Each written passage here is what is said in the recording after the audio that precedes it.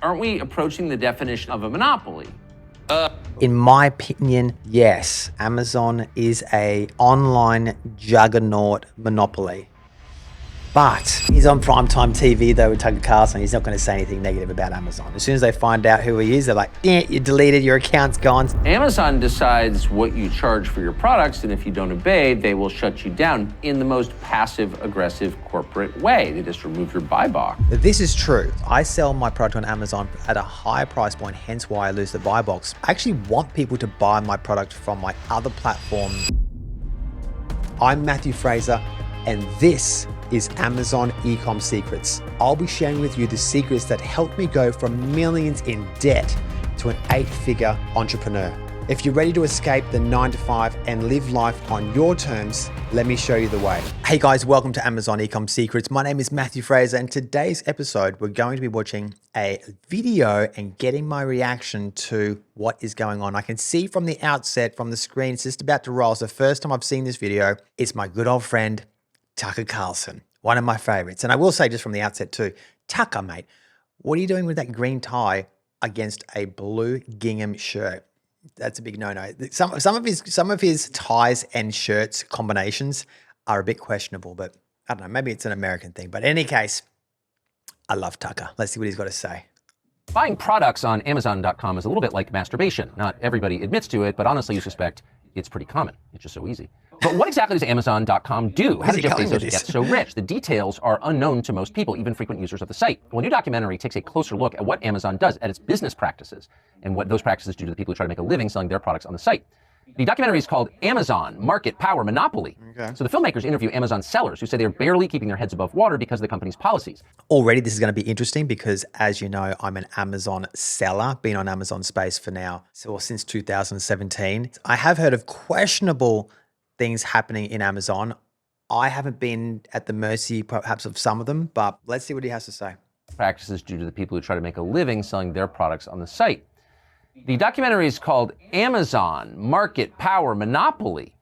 So the filmmakers interview Amazon sellers who say they are barely keeping their heads above water because of the company's policies. And those policies tell them exactly how much they can charge for their own products. So take a look at this clip from the movie. It shows a German businessman who makes and sells children's beds and does nearly all of his business on Amazon.com. He says the company puts pressure on him to keep his prices low as possible to keep customers from buying that same product on another site such as eBay. If Amazon finds out that he's selling his products cheaper on another site like eBay, they will punish him by making his products very hard to find on Amazon. And they do this by taking away what is called his buy box. This is true. Now, I will say this has happened to me. I wasn't so sure about what questionable things he was going to refer to, but this one, it has happened to me. I sell on multiple platforms, Amazon, eBay, Shopify. I advertise through Facebook and Google, and I sell on multiple platforms around the world, like a lot of multiple Amazon platforms and eBays. And yes, quite often I will lose the buy box because I do sell the product elsewhere. Amazon do want me to sell, and it makes sense. I can understand. They're like, hey, we're going to provide you this Amazon platform. We want you to sell your product at the cheapest possible price for the consumer, obviously. There's pros and cons, I guess. For starters, Amazon has a massive amount of customers coming to their platform. So, you'd want to try and take advantage of that customer base by having a good price point. I'm talking in my product, the difference is $10 between one to the other, so $59 compared to $69. I sell my product on Amazon at a higher price point, hence why I lose the buy box, because I actually want people to buy my product from my other platform, which is actually my Shopify store, because then I don't pay a certain amount of fees. But look, I see where they're coming from. Let's keep listening to what Tucker has to say and see what they're going to say about this bed business. What is called his buy box. The buy box is the area you click on the product page to make a purchase. If there's no buy box, customers tend to leave and buy it somewhere else. That sounds confusing. Watch the man demonstrate exactly how this is done. His most important online shop window at Amazon, the so-called buy box, the framed box around the shopping cart field. So this whole box here, that's just called the buy box, and you can see the add to cart button here. And if I click on it now, then I have this in the shopping cart and I can buy the item. But Marco Schock can also lose the buy box for his beds. For example, if his prices are not competitive. That means for me, with buy box, I can sell. Without buy box, 95 to 99% of the sales are gone. Who gets the buy box is decided by Amazon alone. Marco Schock shows us. I'm going to change the price to 349 euros. And we will see that in about 15 minutes, the buy box here is gone. And indeed, after 15 minutes, the buy box has disappeared. For customers, it now seems as if the item is not available at the moment. In other words, Amazon decides what you charge for your products, and if you don't obey, they will shut you down, but in the most passive-aggressive corporate way. They just remove your buy box. It's fascinating, and there's a lot like that in this film. It goes on to follow the business of a man called Molson Hart. He's the CEO of an educational toy company that does most of its business on Amazon. The film crew was there when Hart learned that Amazon would once again raise its fees on him. So in order to turn a profit, he was forced to jack his prices. Watch. We are probably gonna have to raise prices. Why? What's going on? So what Amazon did is they increased all the fulfillment fees by about 5%. So if you look over here, we got an email. Shipping Brainflace is gonna be 5% more expensive. I just want to jump in here because, look, Amazon's increased the fees, but this I don't think is directly because of Amazon, right? There's so much within the business context that I don't know if this guy knows about, and I'm not saying that, you know, Amazon could obviously absorb these fees in their profit margins, but you know, they're obviously got to make a profit too because they're also a publicly traded company. But there's things like wages in Australia, you know, wages, superannuation, payroll tax, electricity, you know, obviously these huge warehouses in FBA, Amazon FBA, cost an absolute fortune to run and operate. So you've got all these costs now, and this all stems from just the economy as a whole. In Australia, we've got Albonomics here, kindly brought to you by Anthony Albanese. Prices have gone up, 25% in some cases in the last 3 years on certain things. So that ultimately gets passed on. The problem with any type of business, and I'm in the same category as well, I haven't been able to put my prices up. And it's not because I haven't been able to, it just hasn't seemed to be, it'd be very hard for me to increase the price because it almost puts it at a point where it wouldn't make it right, I guess, for the consumer to pay that price. They might say, that's too much. This guy here selling these toy products would probably be in a very similar situation too. The difference with, I guess, with his is he's got a range of toy products, which would be very, very hard to compete against other people because there'd be a shit ton of toy products probably very similar to his. So he puts his price up, he's now not competitive with the other seller. Now this is where it's very difficult when you're competing against Chinese manufacturers and Chinese sellers, because the Chinese aren't exactly known for increasing wages and paying superannuation. So this becomes the ultimate problem. We want to live in a country where we're paid a decent amount of money. We want to contribute towards our superannuation, which is actually dictated by the government. And I've got a whole nother episode I could essentially do on why I think even the labor force should be more of a free market system. But anyway, in Australia, there's laws that tell me what I need to pay staff, whether I like it or not. China, not so much. So therefore, they can make goods at a much cheaper price is what I'm getting at. So they will be able to undercut this guy because already we know he's in America. America's got sort of high wages compared to China. So he's put at a global disadvantage. So in a nutshell, before I continue, what I would say is you need to find products where you can compete on a global level. Maybe that's through some of the digital type products that I have mentioned in some of my other episodes before, such as Kindle books or YouTube channels, where you don't have an inventory that you have to manufacture or manage within your own country.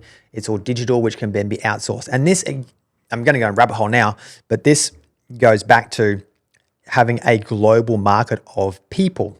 Now, if you're in a space where you can outsource things to foreigners, people in India, Pakistan, China, who are working on digital type things, whether it's content creation, etc., well, they're going to be cheaper, right? And so this comes back to then you're not going to give it to someone who's based in Australia because it would be probably 20 times more expensive to get it done in Australia than it would be overseas. And considering all you have to use is the internet, it makes it unviable to use someone in Australia. And that becomes the downside of dictating from a government level what you need to pay someone within Australia. Okay, I hope that makes sense. Now, the Texan has to recalculate. In order to keep our profits at the same level, we're going to have to raise the price by, 50 cents. So maybe we're going to go to $17.99, up from $16.99. And The problem, if he increases on Amazon, he must also increase the prices of his products on eBay, Walmart, and even in his own web store, although they are not affected by the fee increase. If he doesn't do that, experience shows that he loses the buy box on Amazon. Oh, so it's not really a free market tactic. If they're forcing you to raise your prices on other platforms, it's a monopoly tactic. And there's a difference. That's not the free market you just saw. That's how monopolies operate. Molson Hart knows that very well. He's lived it. He's the man you just saw in that clip, and he joins us now. Molson Hart, thanks for joining us. The clip we just played is a fair representation of your life as an Amazon seller. Yeah, that's absolutely a fair representation of our life as an Amazon seller. If your products are cheaper off Amazon than they are on Amazon, then you lose all your sales on Amazon, which is a big problem for us because 90% of our sales come from Amazon. So what you're saying, I think, is that Amazon sets the price market-wide, not just on its own site, but on other sites. So is that correct? In a way, that's true, right? So if you look at the statistics, and a lot of people have a different statistics out there, Amazon controls roughly 50% of the whole online e-commerce market, depending on how you calculate it. And for us, since 90% of our sales come from Amazon, and since Amazon is more expensive to sell on than other platforms like eBay, Walmart, or even our own website, Amazon, in a way, kind of does set the price. Because if we price our products lower off of Amazon, because those off Amazon platforms are cheaper than Amazon, we lose 90% of our sales on Amazon. So we have to constantly keep our prices up off Amazon. And we can't lower our prices on Amazon to the costs off Amazon because then we'll end up losing money. And this becomes the problem with, I guess, operating on a big platform like Amazon. Yes, I see what the guy's saying about, it's a monopoly. The alternative is don't sell on Amazon. Now, the problem with saying that is that Amazon, like you just said, is 50% of the marketplace, the online marketplace, combined with everything else combined. And then there's Amazon, right? Everything like eBay, Walmart, Shopify, websites is 50% here. And then there's Amazon alone, 50%. And so you could potentially be missing out on a lot of sales. But, if you don't like the system, don't be part of the system. No one's forcing anybody to go and be on Amazon. So I always say this, guys, I'm not married to Amazon. I'm just married to the platforms that will help me make sales, whether that's Amazon or not, okay? In my experience, Amazon has been a huge success for me, and I've done millions and millions of dollars on Amazon. So you just have to do your own numbers. But let's keep seeing what else he has to say. Because Amazon is more expensive to sell on than it is to sell on off Amazon. It's fascinating. Thanks for watching the episode with Molson Hart. It gives you a sense of what Amazon is really like, worse than you thought. So if you don't want to use Amazon, and up till now you haven't had much of a choice because it's effectively a monopoly, well, now you don't have to because there's an option. A new service made for you. It's called Public Square, and they're building a brand new way of conducting commerce. This actually just led right into Tucker talking about Public Square, exactly what I was talking about before, which was you don't have to be on Amazon. But what is the alternative? Well, interesting now, Tucker's talking about this new platform called Public Square. Now, it sounds good in theory. I mean, there's already other platforms you can use, such as eBay, such as Walmart, right, or your own website. But this is the problem. Are there going to be people, as in consumers, coming to Public Square to shop? So unless Public Square becomes the dominant place where people can go to shop, then there's going to no point, right? Because you're going to have to either stay on Amazon or stick to your traditional digital platforms now, like eBay. But let's see how Public Square goes. I've never even heard of Public Square. That's the first time I've heard of it right now from Tucker's mouth. So let's see how they go. I tell you, I would definitely like to use a different platform. And I guess the way they're going to get sellers like myself onto that platform is to have cheaper fees than what Amazon provide. Let's see if they do that.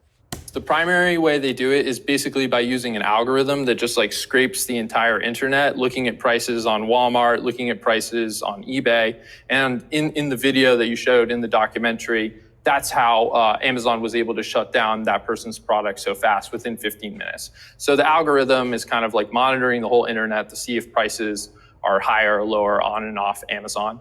And it might also be possible there used to be like a button on pages on Amazon where consumers could report like a better price elsewhere. So there might be like a human component as well, but it's mainly just an algorithm where they're watching prices on and off Amazon.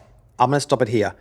There is possibly a way around this issue because the only way Amazon's going to know if you're selling that exact product on another platform is through some of the data that's on there. For example, barcoding. So there is potentially a way for you to have your product differentiated through the barcode. So you have one barcode you're selling on eBay at a certain price. I use a different barcode, same product though, on Amazon. And I wonder if that would trick the algorithm into thinking it's a different product and then not matching them together to then shut you down potentially through the buy box. Because theoretically, the barcode that you're using for Amazon would only be used for Amazon, and therefore it couldn't be matched with any other product, and therefore you would always have a buy box.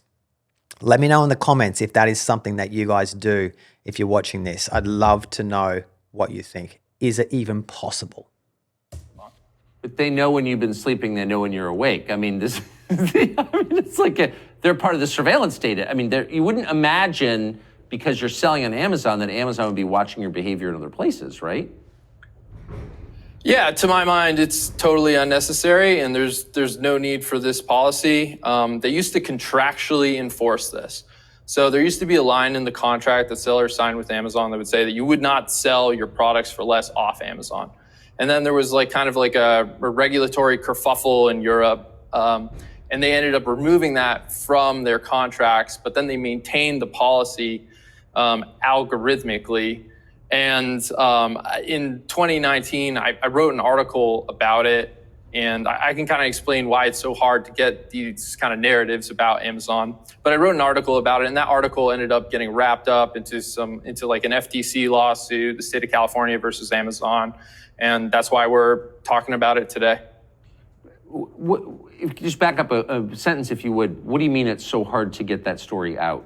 So, like, as I said, right, 90% of our sales come from Amazon. Right. And no one in their right mind, wants to bite the hand that feeds them, right? So the people who know most about Amazon are the sellers who are selling on Amazon, like my company, right? And so when people speak up, you're taking some risk.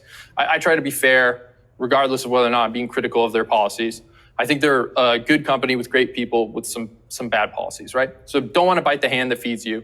And then the second thing is my company, all companies that sell on Amazon, they sign a contract that says that, you're not going to make public statements about Amazon. You're not going to speak to the press without express written permission from Amazon, right?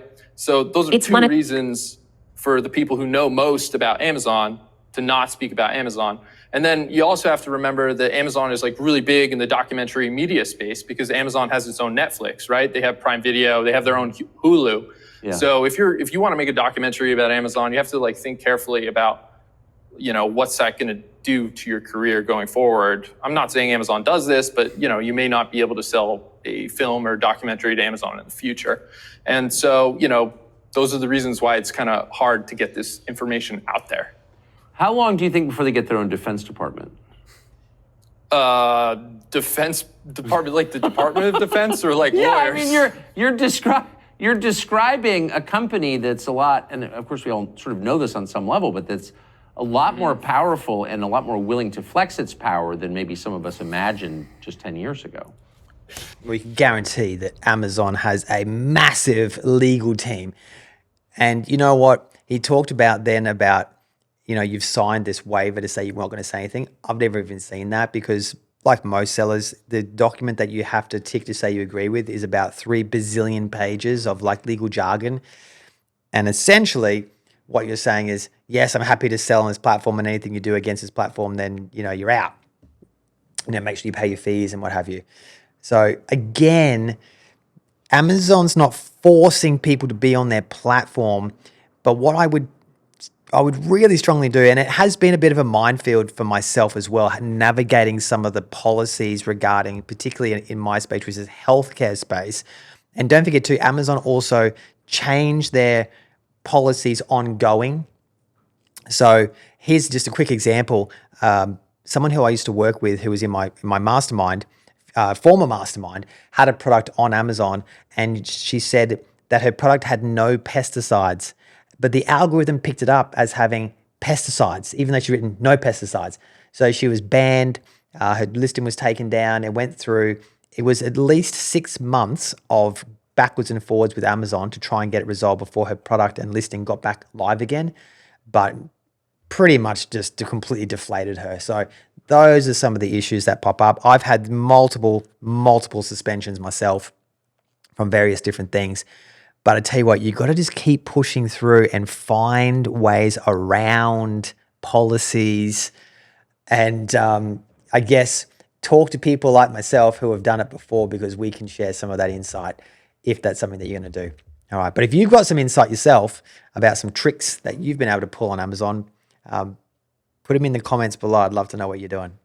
And I promise I won't tell Amazon. You never know where these things are going, Molson Hart.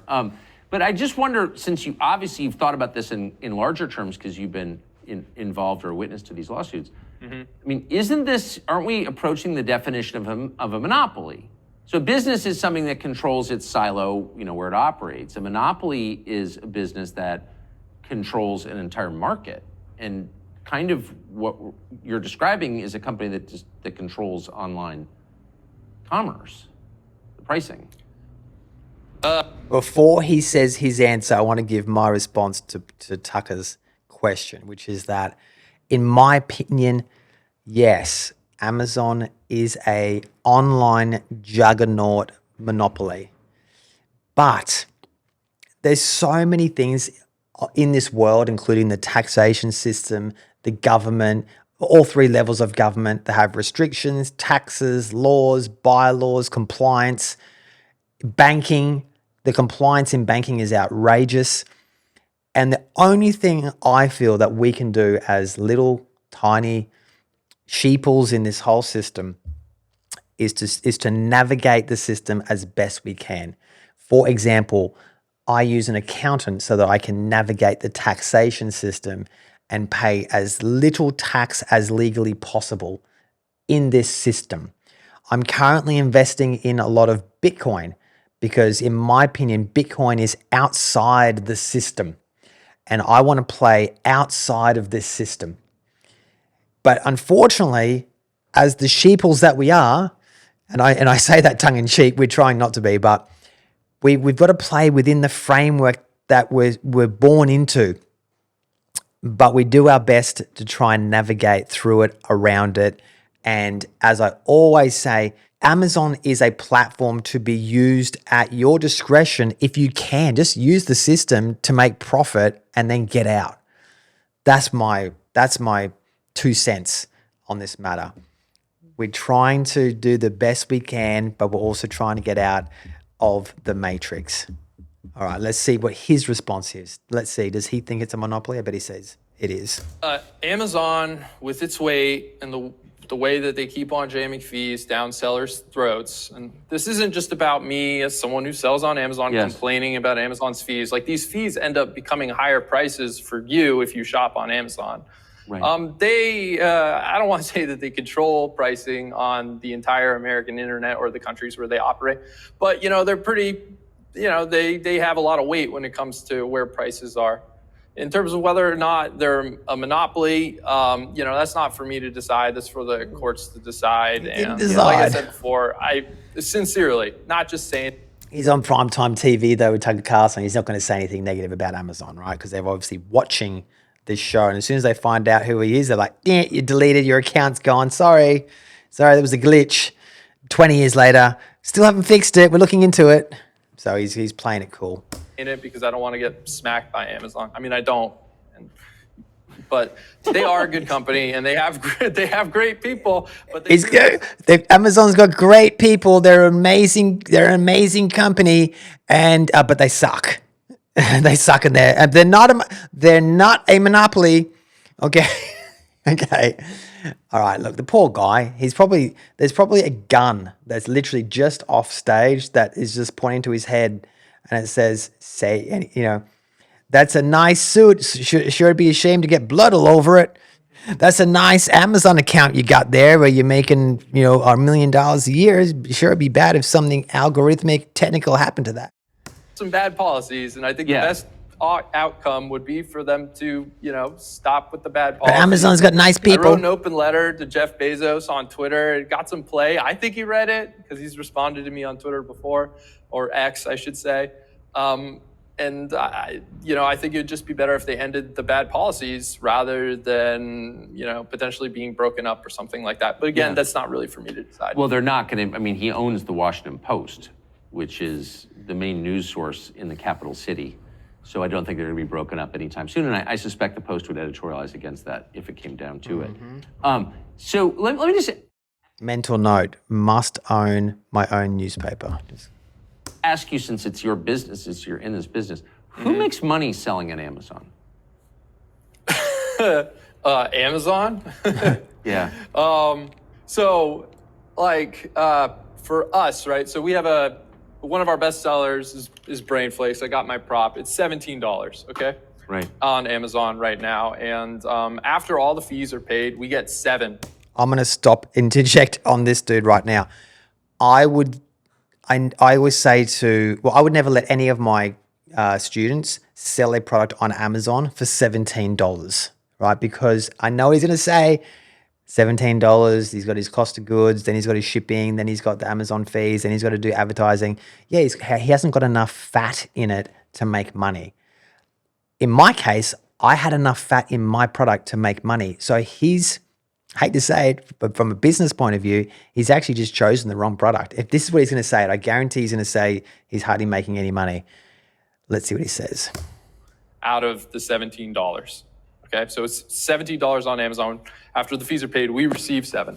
With that $7, we have to pay rent, insurance, all employees, and then we also have to pay for the cost of the product. Wait. So he's saying he's made a $7 gross profit, which would be totally fine if he could sell 10,000 of those a day, right? $7 times 10,000, $70,000 a day profit. Then he can take away his wages and his warehouse and whatever else he's paying. Totally fine. Let me say this. If you're selling something for $3 and you can say, yeah, but I've got a 50% profit margin, you've only got a $1.50 profit margin, which is nothing, okay? So the dollar amount needs to be also substantial plus the turnover. Now, his problem is that he's got what I would call a small dollar amount profit margin, and he's not got the volume, right? Because like I said, if he was selling 10,000 a day, even if he was selling 1,000 a day, we're talking $7,000 a day profit. But obviously he can't get the volume on that type of product. And it's not probably, I would say, it's not because of Amazon's fault. It's just that type of product doesn't demand that type of volume. So he needs to choose a better product with higher margin, well, not even high margin, even if it's the same margin, higher price point to give him a higher dollar profit, and also a product that's perhaps in higher demand as well, okay? Or he perhaps needs to cut back on his costs. I mean, I actually don't even have my own warehouses. That's why I use Amazon warehouses, so I don't have to pay for my own rent. I don't even have really staff, to be honest. He's talking about he's got staff and all sorts of things. So, even as my sales increased to, millions and millions a month I was doing in revenue, I didn't increase my overheads. I didn't go and get a warehouse and get staff and all that sort of stuff. I kept it really thin. So no matter where my sales are, my bottom line or my overheads are very low, right? I didn't increase my overheads just because my sales increased. So when it does decrease, you're all good. And in this case, even if his profit margin decreases because Amazon's increasing his fees, he wouldn't really get in the shit. But in this case, he is. So my point is that I don't know who trained this guy, but maybe he wasn't that good. Wait, so the $10 you're subtracting from the 17 does not include your manufacturing costs, or? Correct. Yeah, so you start at 17, 10 of those dollars, and I can run through the fees. Would you mind? Well, because that's a crazy number. Yeah, let's do it. Yeah. Okay. Yeah, do you want me to break down how Would you we mind? get to that Yes. number? I mean, wait, hold on. Yeah, sure. I'm a little bit surprised. I mean, I thought they took a VIG of some kind, and they should have. They're selling your product for you. That's great. Mm-hmm. But the fact that they would take the majority of the retail price is stunning to me. Well, it's more than the majority, and you have to remember that we are not selling to Amazon. We are selling on Amazon, so all the risk is with us. If the product doesn't sell, Amazon has no risk. They can actually just continue to charge us fees. Not only that, they'll charge us like extra double fees for having too much inventory at Amazon. So yeah, at the risk of embarrassing myself on your show, I will attempt to do some math, and I'll tell you how we go from $17 down to $7 all the way down to our profit. Yeah, let's do it. Here we go. All right, so $17.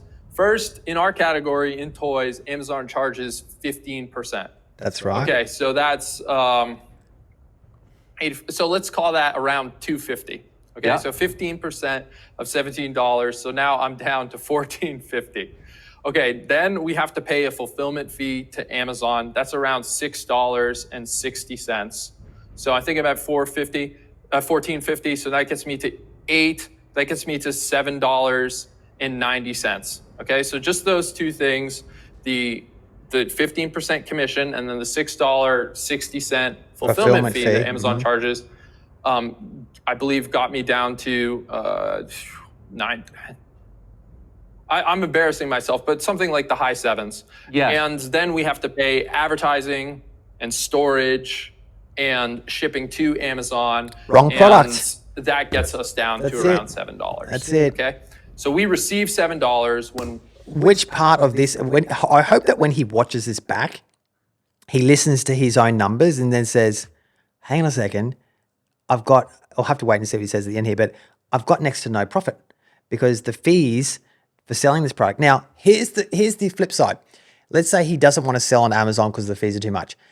He still can go and have his product in a fulfillment center, different fulfillment center, and have his own website and make sales. Or even if he had his stock at his warehouse and shipped it from his warehouse, he would still have the fees. He's still got a fulfillment fee. So it's going to cost money for someone to go in and pick the product off his own shelf and put it into a package. The package itself also costs money. Then you have to ship it. That costs money. Like Australia Post, for example, it isn't free.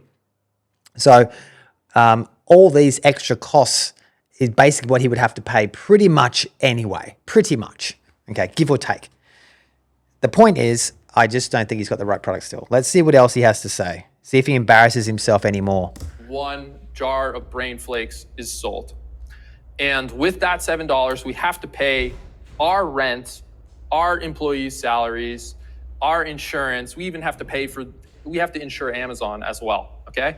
And then we have to pay for the cost of the product, which is like, let's say $3.50. So on the $17, we'll make, depending on what our costs are, because costs go up and down, between $3 to $4. So our profit is about $3 to $4 out of the $17. Right. So he said originally that his GP was $7. So his gross profit, his net profit is, let's say, best case $4.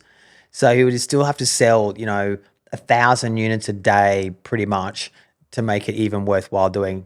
You could even argue, rather than him making $4,000 net profit a day, even if he made $2,000 net profit a day, times by 30, there's $60,000 net profit, which would be pretty good for most people. And, I'd be happy with an extra $60K a month coming through the door. But I guarantee you he can't get the volume on this product. Hence why he might be selling, let's say, 10 to 20 units a day. right? And so it's very, very tiny where he's got to, so it's not really life-changing, put it that way. So it still comes down to the product itself, and I'll be picking a different product. And there are like all sorts of crazy fees that I could walk you through. It's wild. That is amazing.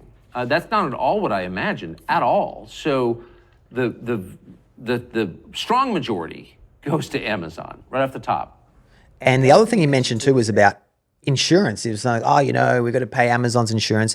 Well, that's not really true. I mean, I pay insurance on my business. You could take the choice. I could just say, look, I'm not insuring my product against, consumers suing me, for example, right? Do you want to take that chance? Now, what Amazon say is you have to have insurance, which is pretty much mandated in most things anyway. So you could run the risk and not have insurance in your own business, but if you're going to have it on Amazon, yes, you're going to have insurance. But you're not paying for Amazon's insurance, essentially, because you would have it anyway. But I do admit Amazon does get you to put them in your insurance policy as a beneficiary of the insurance fund. Whether you had them in there or not, it'd be pretty much the same price. So then how could you make a living doing it? I mean, how many brain flakes do you have to sell? Here we go. To take a week off and go to Disney World in August? Disney World's pretty expensive. Yeah, it is. We're lucky to sell hundreds of thousands of jars of brain flakes and bigger sets. And so if we're making $3 to $4 a jar or whatever, and if you sell $100,000, you do have money to pay salaries and rent and all that stuff. And you can maybe go to Disneyland once every 2 years, I would say. Does anyone get rich selling that you know of? Get rich selling on Amazon? Yeah, people still do get rich. I think a lot of Chinese companies have gotten rich as well. Pretty crazy statistic for you. Over 50% of the top sellers on Amazon are not American. Okay? Yeah. Australian. So in the US marketplace, like let's say 52% of the sellers are non-American. And of that 52%, the top sellers are of that 52%, they're predominantly Chinese. Yeah, they're definitely Chinese. Let me tell you about that, because what's happened is originally, the Chinese aren't stupid. They're manufacturing these goods. Those goods that he sells, I guarantee you, are made in China in some factory, right? So here's the thing though, years ago, the Chinese manufacturers were, hey, we just manufacture goods and we then sell them to foreigners and they go and sell it, right? And they were selling it at like super, super cheap prices. But then as the world became more globalized and the internet spread around the world, it was easy now for even a Chinese manufacturer to simply put up a listing on Amazon USA. Now it's costing him, like in this case, he's selling that brain flakes to this dude for $3, $3 or $4, right? The Chinese guy is probably only costing him like $1 or $2 to make. So he can that's now his cost of goods for the manufacturer, $1 or $2. So he's already up on this guy.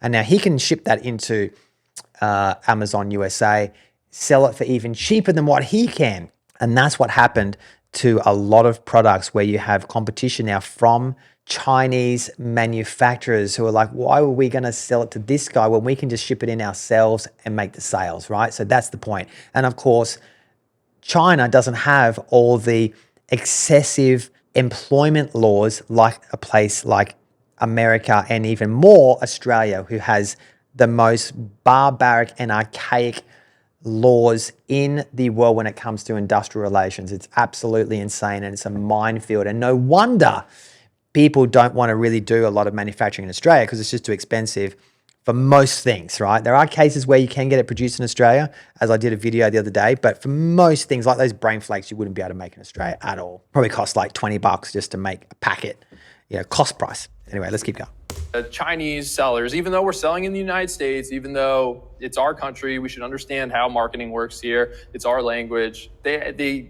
just clean up. They do very well in terms of market share. They don't all make money, but many of them do. But I'm also glad that he touched on that, because I thought he was going to say, oh, nobody becomes rich from Amazon, which is not true, because case in point, I've done extremely well.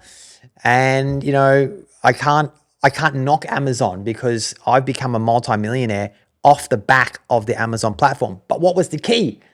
It was I had the right product with the right margin, right? So I was able to utilize Amazon with all their crappy fees and all that sort of stuff, because they also had the customer base where I can put the product in there and customers are going to come in there in droves and buy the product. So it comes down to the correct product choice. It's still possible to make money on Amazon. You're not even describing the source of manufacturing. I mean, I think the number would be a lot higher than 52% if you were measuring where the stuff was actually made. But you're talking about the sellers. Yeah, that's such an excellent point. So if you go back to like the 1970s, 1980s, we had a lot of manufacturers in our country. We were making things. He's probably going to say my exact point. Shifted largely to China, some to Mexico, overseas generally.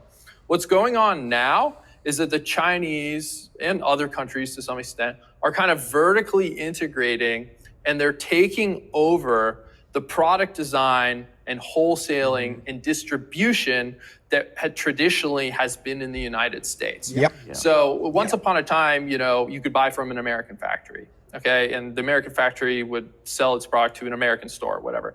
And then we had this transitional period where Chinese factories were selling to distributors who were selling to stores, or Chinese factories were selling to Target or whatever.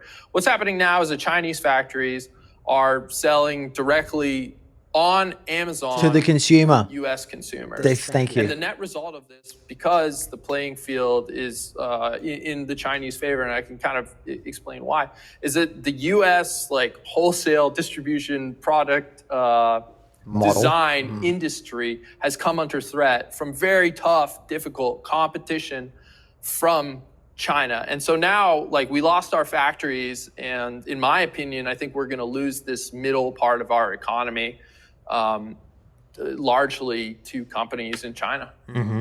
How does China?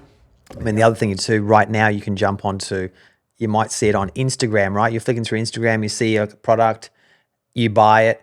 It's sent directly from China, right? It's not coming from anywhere else. It's coming straight from the factory, right? So they're going direct now. They're even using social media, not even Amazon. And have a structural advantage in this. So for one, these Chinese sellers, they're selling on Amazon. They don't have to file U.S. Income tax returns. They don't have to worry about estimated taxes. I mean, as an Australian seller, I also don't need to file income tax returns because I'm based in Australia. I pay Australian taxes, so the money that I make in America is shipped back to me in Australia, and I pay taxes here. They have lower costs, and that's enough. They're less susceptible to lawsuits because they're overseas, and it's just, they may or may not have government subsidies, or just think about it. If you want to design a new product, isn't it a lot easier to go down the street to the factory, talk to the guy? Well, I'm going to pull him up there. Being in China, as a communist country, they have a ton of government subsidies. That is the point, right? The government controls everything, and they're just propping up businesses and what have you because it's going to make their economy stronger. Guy worked that out. Then it is to communicate over video, fly to China, deal potentially with a quarantine, and work that out in order to make something new. So the Chinese have a lot of advantages when it comes to selling on Amazon. And what's wild is we're sellers on Amazon. Whenever we get an email from Amazon, the top part, it's in English, and then the bottom part, it's all in Chinese because so many sellers are Chinese on Amazon. Amazing. Are you going to continue doing this?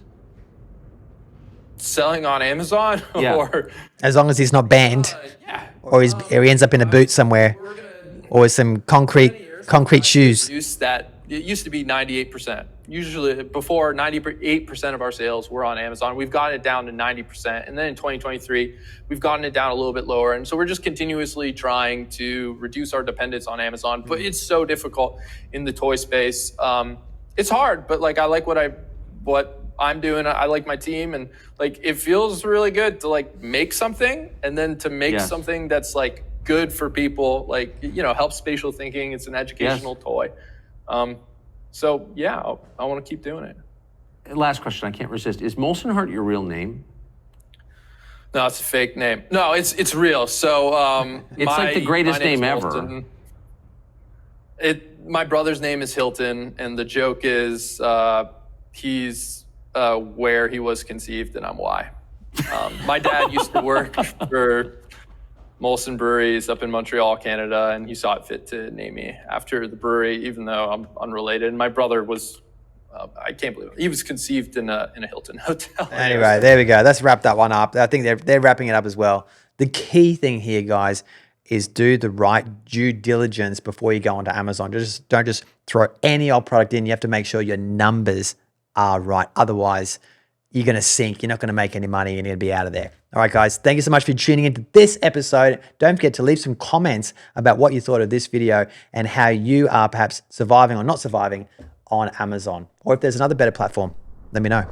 Take care. Thanks for tuning into Amazon Ecom Secrets.